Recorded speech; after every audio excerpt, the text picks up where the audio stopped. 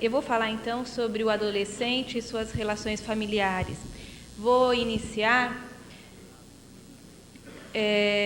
contando um pouquinho para vocês assim sobre o desenvolvimento do meu ponto de vista, do que eu aprendi sobre a adolescência. Então nós vamos ver que quando a família tem um adolescente no seu seio, toda a família adolece. E em castelhano adoece, né? Então nós vamos ver como que é isso, mas não é de todo mal, porque é colocada pela psicanálise que a adolescência é a oportunidade de um segundo parto. Então, todas as frustrações, todas as situações que o próprio adolescente passou no seu primeiro parto, nas suas primeiras palavras, no andar, no adquirir autonomia, no primeiro dia escolar, todas essas situações emocionais, elas como que se repetem numa outra escala no período da adolescência.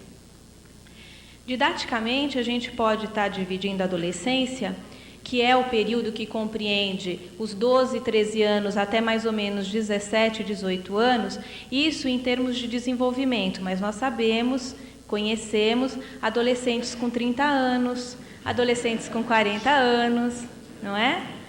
Então, para nós seguirmos e termos algum parâmetro, nós vamos pensar na adolescência em 3 fases. A primeira, dos 12 aos 13 anos, a segunda, dos 14 e 15 anos, a gente chama essa fase de o ápice da adolescência. Então, aí, nesse período, nós temos as características mais típicas da adolescência. E a adolescência, num terceiro estágio, compreendendo o período de 17 e 18 anos. Nós vamos registrar a diferença entre a puberdade e a adolescência. Então, o que acontece na puberdade? Ela é a fase em que predomina as modificações orgânicas. Então, a mutação, a maturação é hormonal, que se inicia mais ou menos por volta de 8, 9 anos, depende da criança, da pessoa, até mais ou menos 12, 13 anos. Essa maturação hormonal se encontra nessa fase. Na adolescência, nós temos que o predomínio está para as modificações das características psíquicas. Então, é um período de grandes oscilações. Então, nós temos lá, na questão biopsicossocial e espiritual. Na parte biológica, a adolescência é um período de aperfeiçoar e enriquecer o organismo. Na parte psicológica, é onde há o maior empenho no seu desenvolvimento emocional. Na parte social, é o enriquecimento do ter. E espiritual, do enriquecimento, do desenvolvimento do ser. Né? Próximo. Tem que apertar aqui. Bem organizada. Bom, vamos falar do primeiro período, 12 e 13 anos. Característica dessa fase, nós chamamos que é uma característica de fase pubertária, quer dizer, as modificações orgânicas, maturacionais, ainda são muito intensas. Então, nós temos na criança a rebeldia. A criança começa a ficar mal criada, os pais levam para o consultório do psicólogo, né? É o período da contestação, da agressividade. Nós temos essas características como as mais típicas, mas temos diversas, né? A endogamia, o que acontece nessa fase? Os pais ainda são referencial de amor. A angústia é perder a identidade. Com toda essa transformação orgânica que está acontecendo com o adolescente, e ele já passou por aquela fase inicial de sua transformação hormonal. Então, todo o referencial está no corpo, as modificações desse corpo, as implicações desse corpo em transformação no seu grupo de amigos. Então, o que nós temos? Temos uma troca, né? Uma troca de pessoa, quer dizer, aquela pessoa está em desenvolvimento e ela se sente perdendo a identidade. Então, não é nem menino, nem criança, mas ainda também não é o adolescente caminhando para a vida adulta. A adolescência, numa segunda fase, nos 14 e 15 anos, nós temos o seguinte: rebeldia continua, busca da autoafirmação, uma crise de identidade, a crise de valores. Aí que entra eu acho que mais especificamente, falando então para a família espírita, eu acho que aí é um canal de vocês, pais, nós, pais, aplicarmos então toda a nossa escala de valores. É claro que o processo de educação começa na vida intrauterina, antes, no namoro, antes, na história da própria pessoa, daquele próprio pai, da própria mãe. Mas nós sabemos também que o desenvolvimento, mesmo sendo linear, no sentido cronológico, nós sabemos que os valores que esses pais vão adquirindo, e isso é mutante, né? A gente espera que as pessoas vão evoluindo, elas vão adquirindo valores cada vez mais apurados, vão tendo mais noção de cidadania, e isso vai sendo passado para os filhos, diretamente ou indiretamente, mas é passado. Então, o que acontece? Nesse período de adolescência, há uma crise de identidade dessa pessoa, desse adolescente, porque ele quer se discriminar. Ele quer fazer coisas diferentes, ele quer diversificar. E isso é importante, porque nessa fase o adolescente ele é muito criativo. Eu conheço uma pessoa, o Sérgio Felipe, que escreveu a maioria das coisas que ele pensa hoje aos 15 anos. Nós temos lá, né, registrado direitinho. Então, foi uma fase muito criativa. 14, 15 anos... Eles não param mesmo, não fazem o esporte até o fim, não continuam as aulas de música, não conseguem se fixar numa determinada atividade, porque está tudo muito em transformação. Então, essa fase de criatividade precisa ser canalizada dentro daqueles valores que a família já proporcionou. Quer dizer, se você já deu a base, a questão é confiar. É a mesma coisa de vocês que vieram aqui de carro. Deixaram o carro no estacionamento, pagaram R$10. Vocês têm certeza que o carro vai estar lá? Quem tem certeza? Eu não tenho. Quem dá garantia? Ninguém dá. Não tem garantia, não existe. Então, o que acontece? Você está lá, você confiou, você trancou o carro, você pagou os R$10, você leu a plaquinha lá que está segurado contra furto e roubo, não é? Mas você teve que deixar lá, você não podia trazer para cá. É isso que acontece com o adolescente, quer dizer, você dá base desde que ele nasce, você procura ter dentro de você valores que você acha importante e vai passando desde que você tem contato com aquela criança. Chegou na adolescência, você não tem garantia de que aquilo vai funcionar, porque ele não é seu, não é? O vínculo que você tem com ele é um vínculo consanguíneo, é um vínculo de amor, mas ele não te pertence. E ele vai fazer uso daquilo que você legou para ele do jeito que lhe aprouver. Quer dizer, existem as manifestações das tendências daquele espírito se manifestando cada vez mais intensamente durante a adolescência.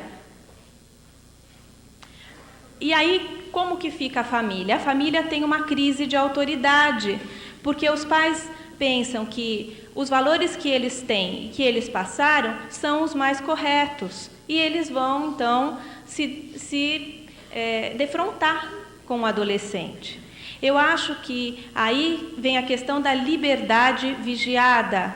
Você tranca o carro, você deixa ele lá, você acredita que ele vai estar lá.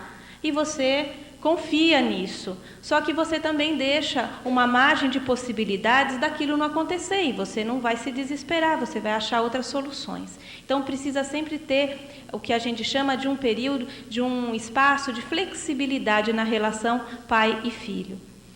Temos então que o adolescente, há um momento de separação do adolescente da sua família, ele quer se discriminar, ele quer pertencer a um grupo. Os pais podem pertencer ao grupo também. Como? Se relacionando com os pais dos amigos dos seus filhos. Aquela história de levar, de buscar, de conhecer, de conviver, é assim mesmo. Tem que se integrar, então tem que adolescer junto com o filho adolescente. Tem que participar, estar com o vocabulário deles na ponta da língua, tem que saber o que significa, precisa traduzir, senão não tem conversa, não é? Precisa se atualizar. O ápice da onipotência. Então, nós temos com o adolescente, isso num outro extremo, né? Ele fica tão dono de si, porque o menino já tem um corpão, está mais alto que o pai. A menina tá bonitinha, parece que vai ser modelo, não é? Tão bonita que tá. Então, a gente tem as crises de euforia, de exuberância, e isso dentro também dos limites do relacionamento entre pais e filhos precisa ser pontuado. O que está no extremo, o que não está.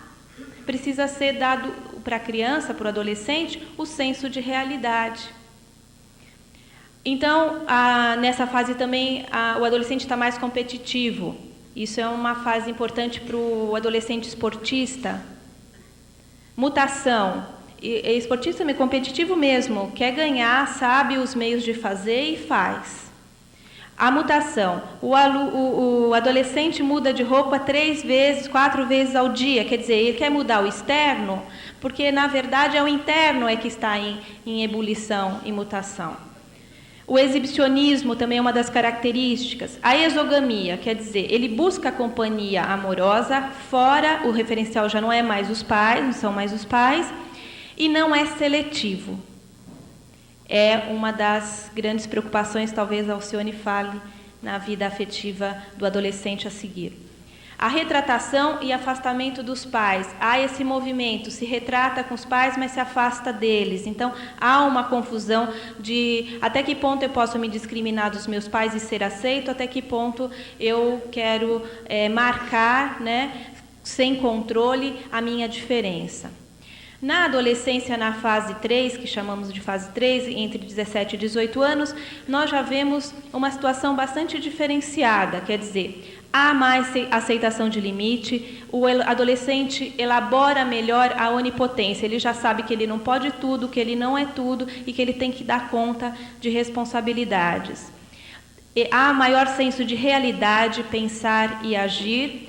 A escolha da profissão é uma das coisas que preocupa, e a preocupação eu acho que se centraliza na capacidade de realizar algo. Os aspectos mais depressivos, então, vêm à tona, as crises de consciência, os arrependimentos. Estou falando isso de uma maneira geral. A exogamia já procura a companhia amorosa seletiva, já fixa mais com o namorado, com um grupo de amigos, já consegue discriminar quem é bom, quem faz bem e quem não faz. Os fatores que interferem na adolescência são o clima, o fator genético e o fator emocional.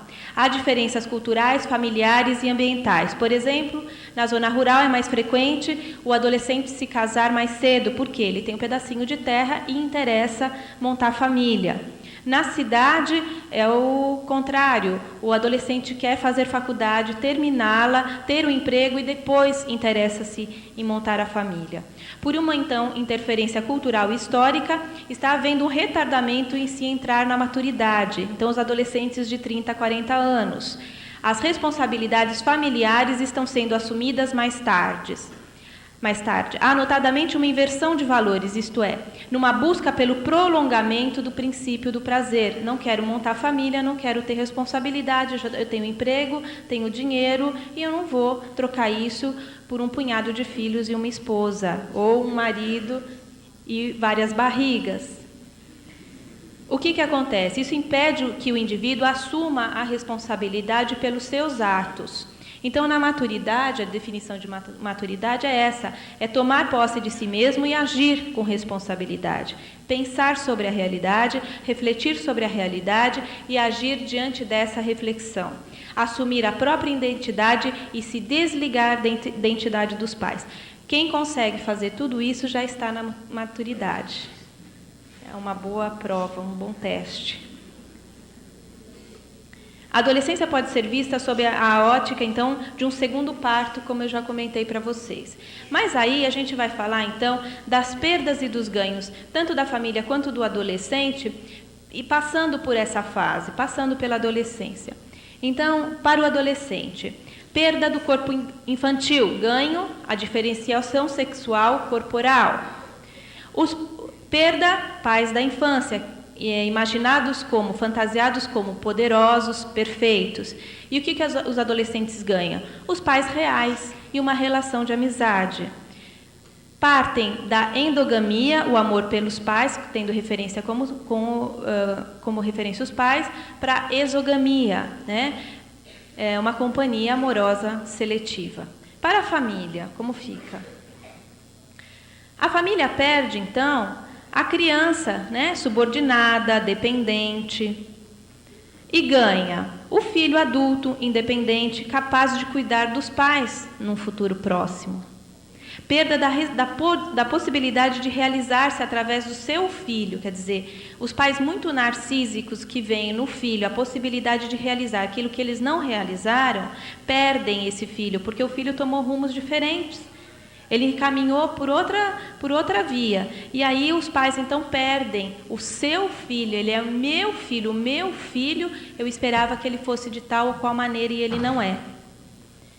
Mas o ganho é que a decisão é dele, você vai ter um filho seguro, um filho que é capaz de tomar decisões e a felicidade dele, então, favorece a família. A felicidade que o filho encontra favorece a família.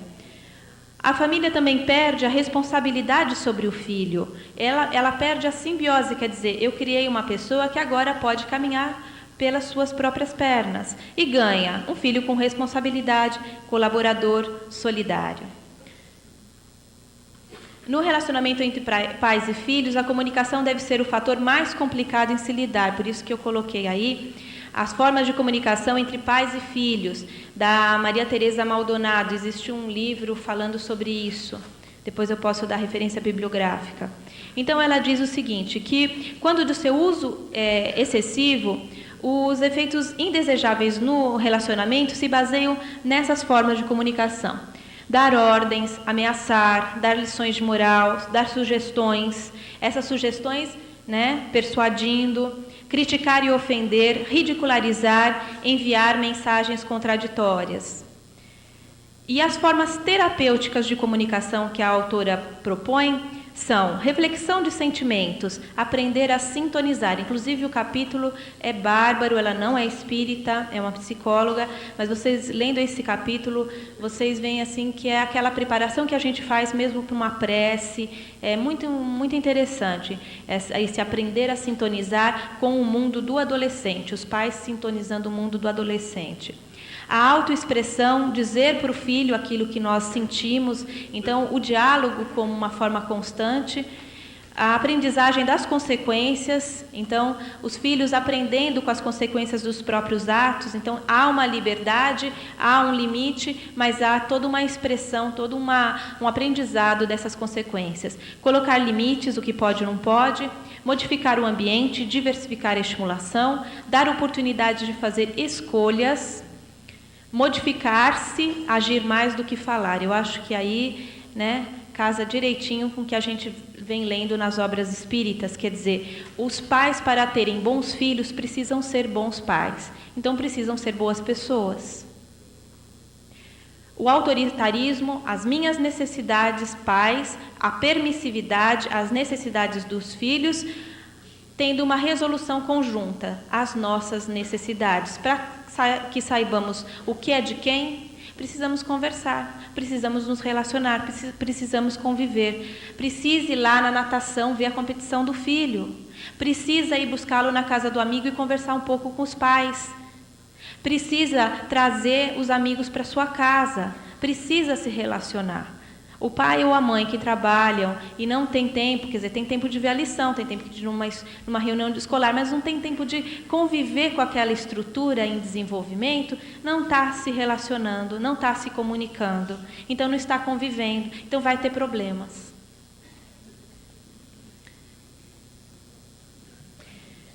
Também vamos mostrar um estudo sobre o mais recente livro do Coleman, Inteligência Emocional. Ele tem outro livrinho, em Inteligência Emocional, Como Educar Seus Filhos. Então, eu destaquei assim, que ele coloca que os pais podem ser preparadores emocionais dos filhos adolescentes.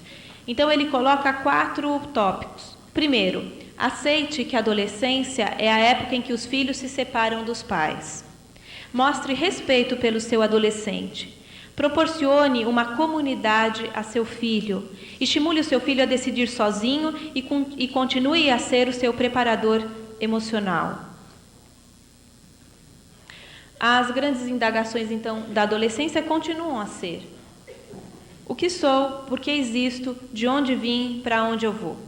Então, aí é a nossa grande deixa, né? É a grande deixa para o Espiritismo. Então, hoje aqui, quem não viu, observe, mas como já estamos aqui há 3 dias, vocês devem ter notado que toda a organização desse evento tem passado por um grupo de jovens. É o grupo de jovens da Mocidade do Carbajútel e outros jovens que se uniram para estar coordenando, organizando esse evento.